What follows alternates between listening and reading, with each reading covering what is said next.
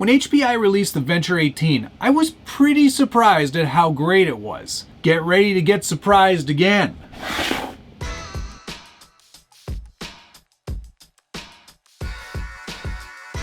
Welcome back to the Skill Builders Guild. Thanks again for watching. Today we're taking a first look, run and review of the new Venture18 Von Gittin RTR U4 Ford Bronco 4400 edition.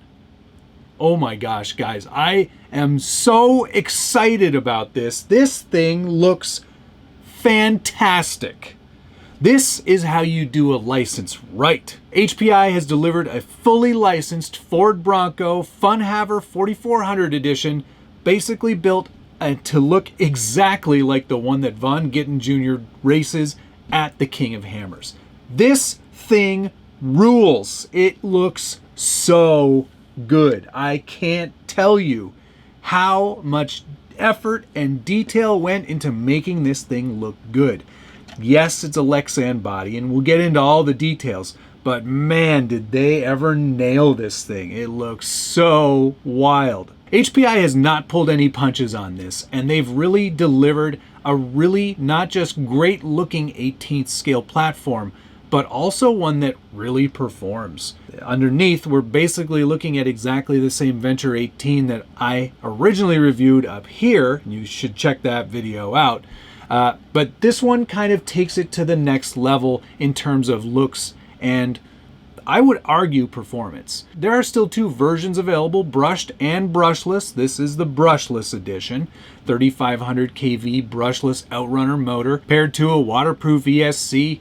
We've got aluminum oil-filled shocks. We've got a full spare tire on the back. This thing has been completely redesigned to handle this more aggressive looking body and wheels and tires, I might add, and just deliver a really amazing experience. I am so excited to share this with you, and it's been a long time coming because it's been sitting here on the bench, well, under the bench, for a number of weeks. And I'm really super excited to finally get it out and show you what it's all about. We can talk about this body all day. They did an amazing job of replicating the RTR Fun Haver. They've got Nitto branding, but not Nitto tires. They look a bit like Nittos, but these are the Trail Blaster treads, which are omnidirectional.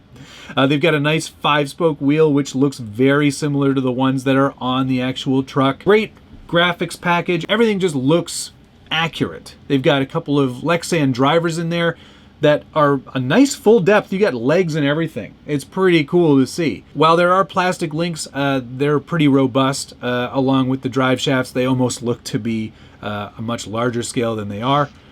Just a nice, smooth, quiet drivetrain. You'll remember from my original video with the Hilux body that the second speed, because this is a 2-speed truck, is usable. It's got a nice heavy-duty distance between first and second gear, so you can actually run this 4400 like you would at King of Hammers, which is pretty cool to see. How it's connected to the body is all new, different from the original Venture18.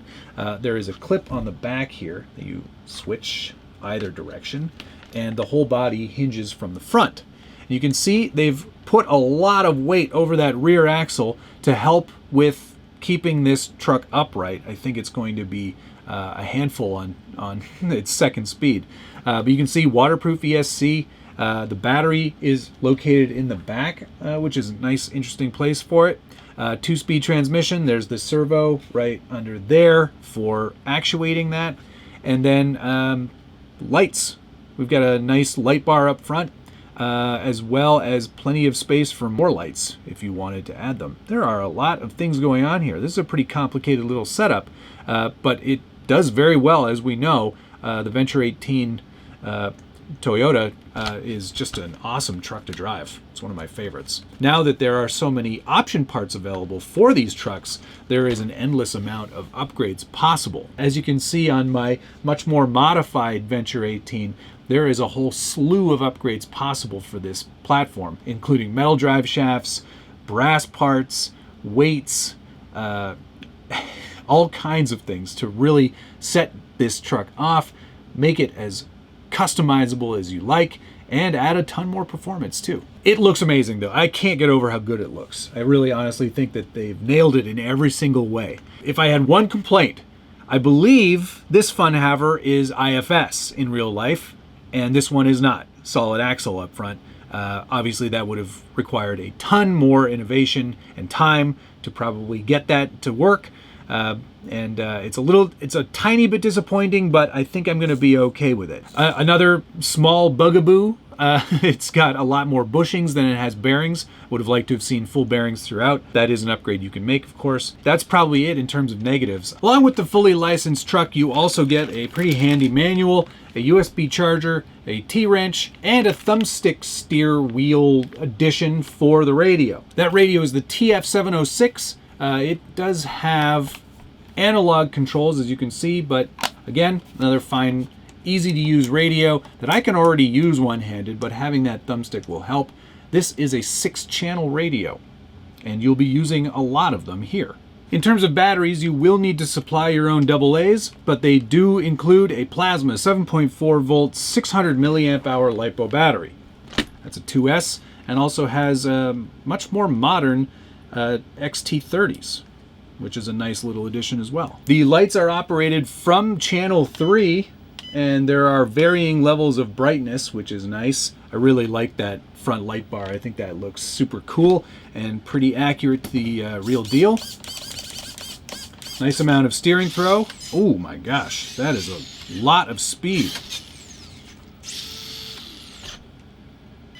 Oh my gosh.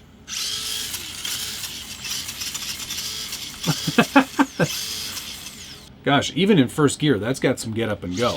I forgot how fast this car is. But second gear, that is wild. That's going to make for some very fun video. So let's get out there and make some.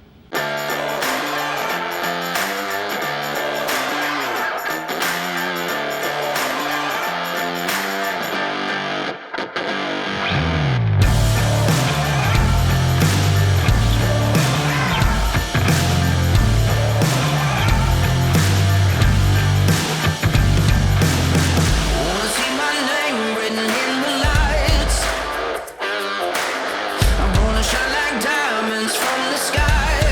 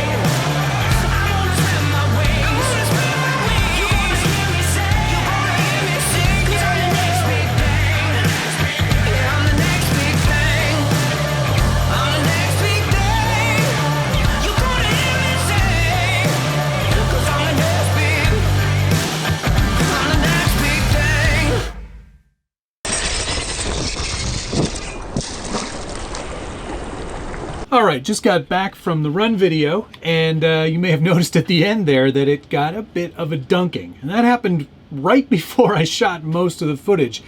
I don't know how much of this is actually waterproof, but I will say that it did handle a complete underwater dunk. And it lasted a few seconds too, because I had to put the camera down and jump into the water and get the truck. But it survived. Everything still works. It was a bit touchy at first, but everything seemed to be fine once it dried out completely. And it's an absolute riot. The second gear on this thing actually does make this feel very much like the King of Hammers truck that it's modeled after. I think they did an amazing job. Despite its size, I actually found it to handle pretty well over the bumps and at speed. It is a wild truck, and they've definitely kind of reduced the drag brake overall to make this a bit more speedy. It's fun. It's really, really good fun. And it still has that nice low range in first gear to do some real crawling. So it is kind of a jack of all trades, and it looks amazing while it's doing it. If you're interested in picking up one of these, I will put a link down below to HPI's website. Not sure what availability is going to be like right away. Hopefully it's in a wide release and everyone can get one, because I would say it's even better than the first one. Certainly nice and robust, certainly more speedy than I was expecting, and a lot more fun than I was expecting as well. HPI, again, knocked it out of the park with this Venture 18. This one's probably the one to get. Do you think 18th scale is the perfect sweet spot, or is it just still a little bit too small? Put a comment down below. You know I love reading through your feedback, and I try to answer as many of those comments as I can. Of course, if you're enjoying this video, you should definitely hit the like button, subscribe if you haven't already, and ring that notification bell so you get updates anytime there's a new video from the Scale Builders Guild. I think that's going to do it though. Thank you so much to HPI for sending this my way, and of course to you for watching. We'll see you again soon.